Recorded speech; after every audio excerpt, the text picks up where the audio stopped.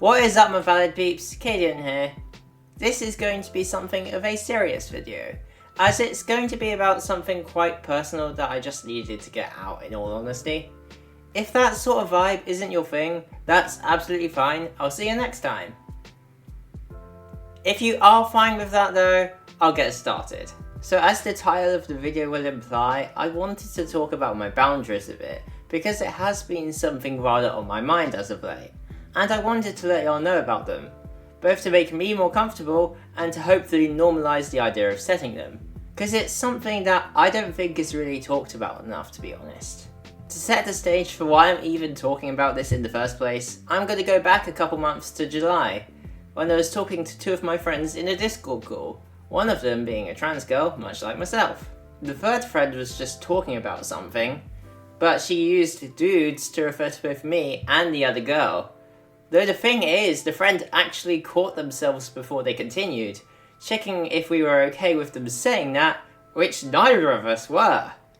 I had never seen anyone catch themselves on something like this before, and it actually made me really happy that my friend had made sure that she wasn't going to make us uncomfortable. For clarification before I continue, this boundary of mine that I have is that I don't like people referring to me with masculine terms, such as bro, dude, lad, mate, boys, or even guys.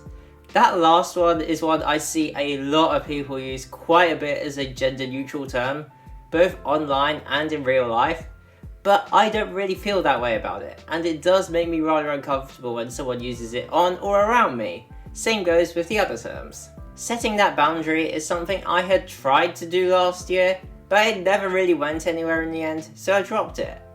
This year, since that aforementioned call, I've been setting it with some of my other online friends, and they're all good with that and for the most part follow it. On the odd occasion though, they do slip up, and while sometimes they do catch themselves, sometimes they don't. But the problem is, I have a hard time reminding them of that boundary whenever they cross it. I'm sure none of them do it on purpose, rather they might just forget in the moment. This is especially the case if I'm around other people who I haven't told about my boundary. If you're someone who has talked with me and did cross that boundary but you didn't know about it at the time, don't feel bad about it, you didn't know, but since you do now, it's something to try and remember. And if you do slip up, do your best to correct yourself and apologise. As for real life, I've never brought it up with anyone there.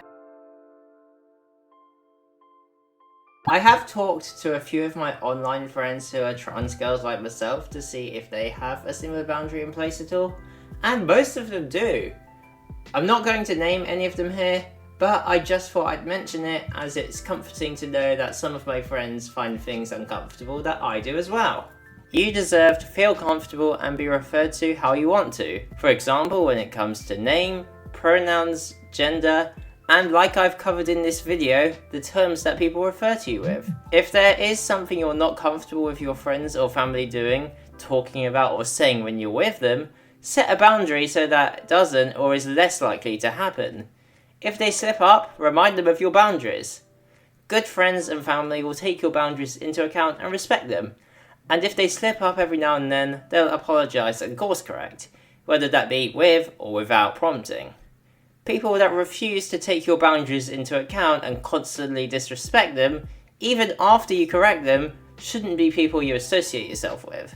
That's about all I wanted to say for this month's video really. I've been a bit lower energy these last couple months, but I still wanted to do a video each month, so I've done a couple shorter ones instead.